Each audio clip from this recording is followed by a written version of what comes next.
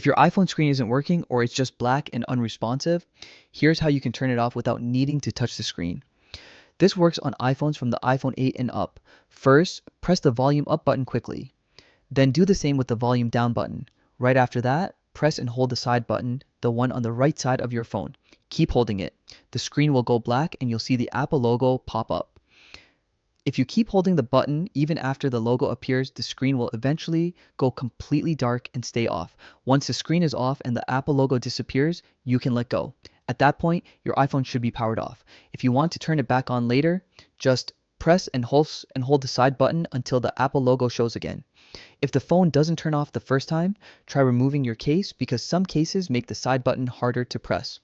Also, if the phone turns itself back on, unplug the charger and try again because a connected cable can automatically boot the device. This forced shutdown method is very useful when your phone freezes, the touch stops responding, or the screen is completely broken.